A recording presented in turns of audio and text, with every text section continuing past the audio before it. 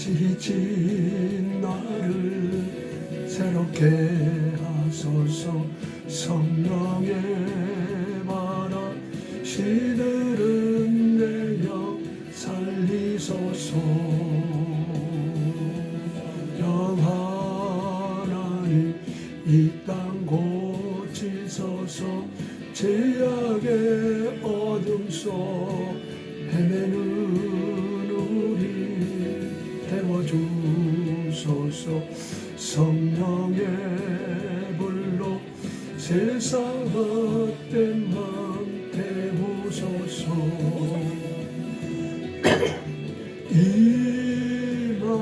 임하소서. 성령 하나 임으시여 지금 이곳에 임하소서. 바람처럼 불처럼 성령이여 임하소서. 할렐루야. 사랑합니다. 날씨가 아주 더운 가운데서 있습니다. 그럴지라도 우리는 이 더위도 곧 있으면 지나간다는 이 사실입니다. 오늘이 8월 6일이니까 앞으로 일주일만 덥다가 이렇게 바람이 불고 또 뭐 태풍이 있고 그러면 시원한 아침 저녁으로 시원한 가을이 이렇게 올 줄로 믿습니다. 오늘 저는 마태복음 26장 28절 읽어드리겠습니다. 이것은 제 삶을 얻게 하려고 많은 사람들을 위하여 흘리신 바 나의 피 곧 언약의 피니라. 그래서요, 이 말씀의 제목은 4대 언약과 새 언약 그랬습니다. 이 언약이 어떤 것일까요?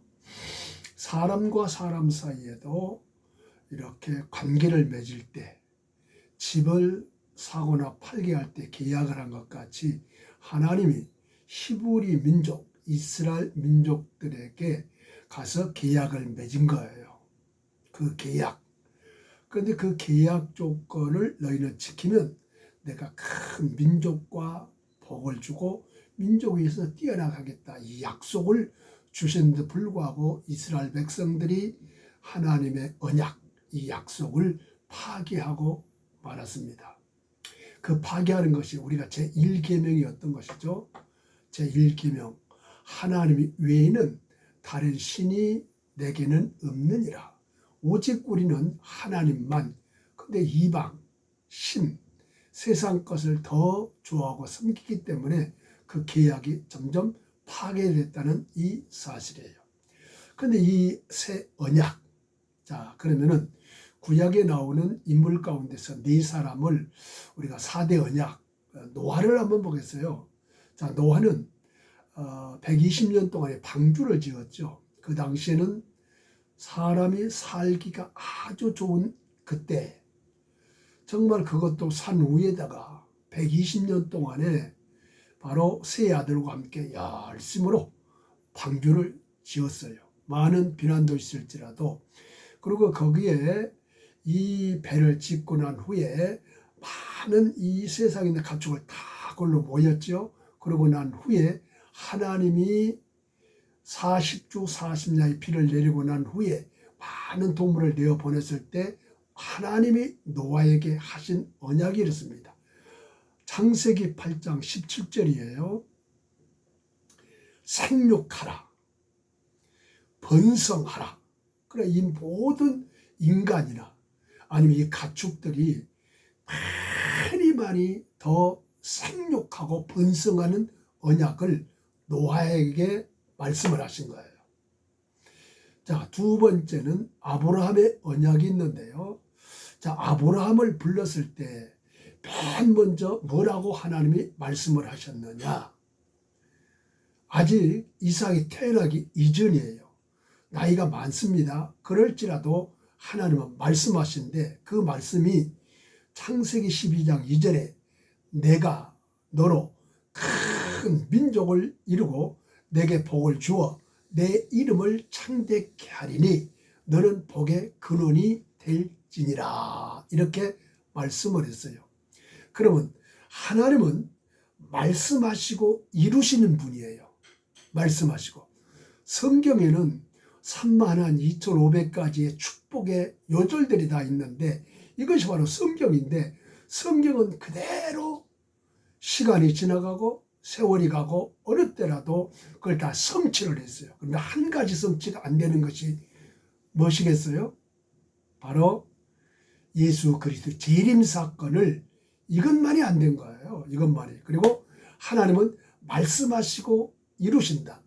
이 말씀이 에스겔서 17장 24절 말씀 보면은 나 여호와는 말하고 이루느니라.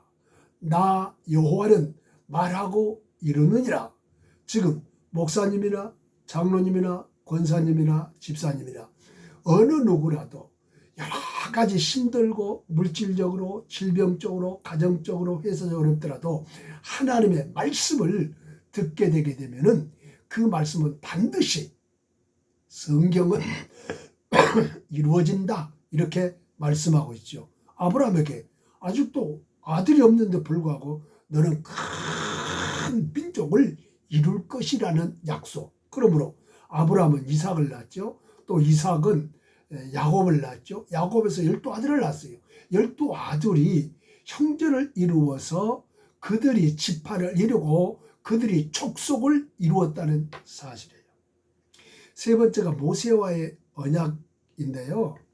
자, 모세는 레위 지파의 사람이죠. 10계명을 받고 난 후에 하나님이 모세에게 하시는 말씀이 뭐냐? 너는 제사장 나라가 되며 거룩한 백성이 되리라. 그러니까 이 모세의 후손들에게서 누가 나오냐? 제사장들이 나오는 거예요. 하나님의 성막이나 성전에 일을 한 사람이 제사장이 그렇잖아요. 그런데 바로 이 모세와의 언약을 너는 제사장의 나라가 되며 거룩한 백성이 되리라. 레위 지파에 소속이 됐다 이 말이에요. 이 모세와의 언약이 돼 있죠. 네 번째가 다윗과의 언약입니다. 다윗은 어떤 언약을 했습니까? 그는 아들 가운데서 많이 하나님께 반역하고 있는 아들도 있지만은 뭐라고 말씀했느냐? 네 몸에서 난 자식이 앞으로 경고케 하리라는 것과 그리고 내 이름을 위하여 집을 건축할 것이다. 두 가지 언약을 했어요. 다윗이 그러니까 이 왕으로서의 후손들이 지금 쭉 유다 지파에서 20대까지 내려가는데요. 그러므로 말미암아서도 하나님이 다윗의 언약을 통해서 지키시고 보호해 준다 이 말이에요.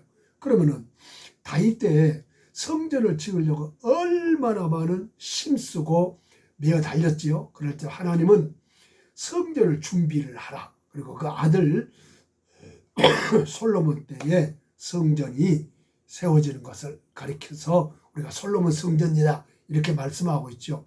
그 성전이 그래서 내 눈이 있고 네가 이곳에 기도하게 되면은 내가 이거 듣겠고 그리고 이곳에 와서 너희들이 예배하게 되면은 하나님이 복을 주겠다는 약속을 했습니다. 그러면은 새 언약은 어떤 걸까요? 이거 참 중요합니다. 노아의 언약을 했습니다. 아브라함의 언약을 했습니다. 모세의 언약을 했습니다. 다윗의 언약을 했습니다. 하나님이 나에게 어떤 언약을 주었느냐? 오늘 피로 맺은 언약을 주었다 이 말입니다. 그러니까 바로 출애굽할 당시에 양을 잡아서 물에다 발라놓게 되면은 하나님의 사자가 피를 볼 때에 넘어간다는 사실이에요. 피로요. 그리고 히브리서 말씀 보니까 피 흘림이 없으면은 제사함이 없어요. 꼭 기독교는 피에 종교라는 이 사실이에요. 그리고 이제 더 하나님이 우리 예수 그리스도가 이 땅에 오셔서 뭐라고 하냐? 나는 너를 사랑한다 그래요. 요한복음 13장 34절에 새 계명을 너희에게 주노니 서로 사랑하라. 내가 너희를 사랑한 것 같이 너희도 서로 사랑하라. 이것은 유명한 선결구절이 요한복음 3장 16절에 하나님이 세상을 이처럼 사랑하사 독생자를 주셨으니 이를 저를 믿는 자마다 멸망치 않고 영생을 얻게 하려 하심이라. 사랑한다. 그러면은 얼마만큼 사랑하나? 원수도 사랑한다. 그 당시에 느부갓네살 왕을 보게 되면은 예루살렘의 성전을 파괴한 자예요. 근데 불구하고 이 느부갓네살 내 종이라 이렇게 말씀하고 있다는 사실이에요. 하나님이 전 세계 어느 곳에도 하나님의 사랑을 느끼고 그 하나님의 사랑이 어떤 사람을 예수를 믿지 않는 사람이라도 관심을 갖고 있다는 사실이에요. 마태복음 22장 37절로 40절에 보면은 예수께서 가라사대 때 내 마음을 다하고 목숨을 다하고 뜻을 다하여 주 너희 하나님을 사랑하라 했으니 이것이 크고 첫째되는 계명이요 둘째는 그와 같으리니 내 이웃을 내 몸같이 사랑하라 하셨으니 이 두 계명이 온 율법과 선지자의 강령이니라. 우리 하나 새 언약은 하나님이 우리에게 피로 맺은 언약과 내가 너희를 사랑하되 하나님을 사랑하고 내 이웃을 내 몸같이 사랑하는 것이 새 언약이 될 수가 있어요. 우리는 이 말씀 속에서 항상 하나님이 내게 주신 사명을 잘 감당해서 이 땅에서 하나님이 원하신 대로 믿음으로 승리하는 삶과 하나님이 원하신 사명을 감당할 수 있도록 되기를 주의 이름으로 축복합니다. 주의 이름으로 축복합니다. 할렐루야.